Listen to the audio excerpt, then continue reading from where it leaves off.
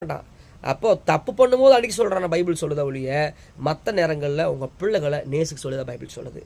பெற்றோர் நீங்களே இவ்வளோ கவனமா இருக்கிறீங்களே, அவங்க பிள்ளையோட ஆத்மா எங்க போகும்? நாளைக்கு உங்க பிள்ளையோடைய அவன் மரிச்சானா ஒரு நாள் சொல்லுவானே, "என் அம்மா எனக்கு சொன்னியான்னு" சொல்லுவானே, சொல்லியா கேட்பானே, இல்ல புரியுதா? அப்போ உங்க பிள்ளைகள குறிச்சு ரொம்ப கரிசனம் உள்ளவருங்க. எத்தனையோ தாய்மார்கள் அழுகுறத நான் பார்த்துருக்கிறேன். என் பிள்ளை இப்படி இருக்கா, அப்படி இருக்கா, எல்லாம் சொல்றாங்க. கேட்கும்போது சங்கடமா இருக்கு. ஆனா வளர்த்த வேண்டிய விதத்துல 5ல வளையாது, 50ல வளையாதான். 5 வயசுல வளர்க்கலைன்னா நீங்க 50 வயசுல வளர்க்கவே முடியாது.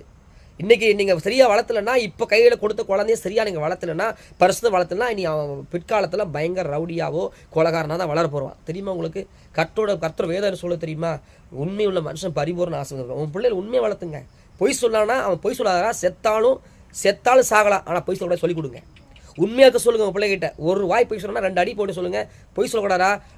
நமக்கு என்ன சூழல் இருந்தாலும் பொய் சொல்லக்கூடாது. சொல்லிக் கொடுங்க உங்க பிள்ளைகளுக்கு. அந்த பொய் சொல்ற பிள்ளைகளுக்கு சொல்லிக் கொடுங்க. பொய் சொல்றது, திருடுறது, திருடினாங்கன்னா குழந்தைகளுக்கு பென்சில் எடுத்துனா சொல்லுங்க உங்க பிள்ளைகளுக்கு. அவன் திருட தப்ப சொல்லுங்க. தப்பு நீ பண்ணு தப்புன்னு 2 அடி வச்சு அவனை தப்புன்னு அவனை ஒத்துக்க வச்சு அவனை மனம் திரும்புறதுக்கு கவுன்சிலிங் பண்ணுங்க. அவனுக்கு உட்காந்து பேசுங்க. அவனுக்கு ஜெபம் பண்ணுங்க. நிறைய தாய் தகப்பனே என் பிள்ளை இப்படி பண்றான் அப்படி விட்டுருவாங்க.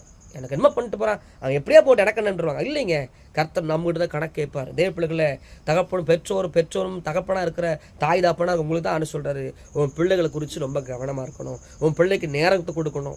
உன் பிள்ளைகிட்ட ரொம்ப டைம் கொடுக்கணும். பிள்ளைகிட்ட புரிஞ்சுக்கணும். அவனுடைய மன சஞ்சலத்தை நீங்கள் அறிஞ்சுக்கணும். இந்த வயசுலேயே குழந்தைகள் வளரும் போது நிறைய பெண் பிள்ளைகள் இன்னைக்கு தாய் தாப்பனோட சரியா இல்லை. ஸ்கூல் நடக்கிற விஷயத்த சொல்ல பயப்படுறாங்க. காரணம் என்ன? அங்கே ஃப்ரெண்ட்ஸு, அங்கே நிறைய விஷயம் நடக்குது. அது ஃப்ரெண்டாக சொல்கிறதுக்குள்ள ஃப்ரெண்ட்ஸ் பிள்ளைகளுக்கு நிறைய இல்லை. காரணம் என்னென்னா, அவங்களுடைய வாழ்க்கை முறை சின்ன வயசுலேருந்து சரியாக நீங்கள் வளர்த்தலை, சரியாக அன்பு காட்டலை, சரியாக கண்டிக்கலை. அதனால தான் பிள்ளைங்க இன்றைக்கி எங்கள் அப்பா அவர் கிடக்கிறான்னு சொல்கிற அளவுக்கு தான் இன்றைக்கி நிறைய பேர் ஜெபம் பண்ணுவதை எங்கள் அப்பாவுக்கு தெரியுமான்னு கேட்டால் சொல்கிறாங்க, எங்கள் அப்பாவெல்லாம் ஒரு பிரச்சனை இல்லைங்க பஸ்ஸர், எங்கள் அப்பாவெல்லாம் பிரச்சனை இல்லை, எங்கள் அப்பாவெல்லாம் சொன்னால் கேட்டுக்குவார். எந்த காலம் இல்லைங்க, எங்கள் அப்பா கேட்கணுங்க காலம் போய் எங்கள் அப்பாவெல்லாம் சொன்னால் கேட்டுக்குவாருங்கிற அளவுக்கு இன்றைக்கி இருக்கிற பெற்றோட நிலைமை அதுதான். இன்றைக்கி இது ஒரு கேவலமான நிலைமையாக இருக்குது. தாய் தகப்பன நிலைமை கேவலமாக இருக்குது. ஏன்னா ஒரு பசங்க ஒரு நாளில் பிள்ளைகள் ஒரு நாள் நல்லா பார்த்துக்குறாங்க, அதெல்லாம் ஓகே.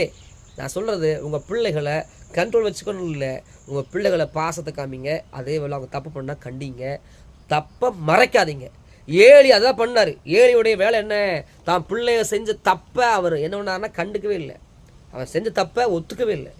அவங்க என்ன செஞ்சாங்க அப்படிங்கிற மாதிரி இருந்தார். லாஸ்ட்டில் அவங்க பிள்ளைகள் மறிச்சு போனாங்க. உத்தத்தில் போய் தேவனே அடிச்சு கொண்டாரு தான் சொல்லுவாங்க. ஏன்னா கட்டுடைய ஆழத்தில் வந்து துணிகரமாக பாவம் பண்ணாங்க. இன்னைக்கு உங்கள் பிள்ளைகள் துணிகரமாக இருக்கான்னு தயவு செஞ்சு அவனுக்கு உபகாசம் பண்ணுங்க. இப்போ வந்து 25 வயசு கழிச்சு அழுது என்ன பிரயோஜனம்? குழந்தையிலேருந்து நீங்கள் வளர்த்தும் போதே அவனை சரியாக வளர்த்தணும். நிறைய பேர்த்துக்கு அந்த தைரியம் இல்லை. நிறைய பேர் வேணா செல்லம் நிறைய கொடுக்குறது ரொம்ப செல்லம், அதெல்லாம் செல்லம் கொடுங்க, வேணாம் சொல்லவே இல்லை. அதே வேலையில்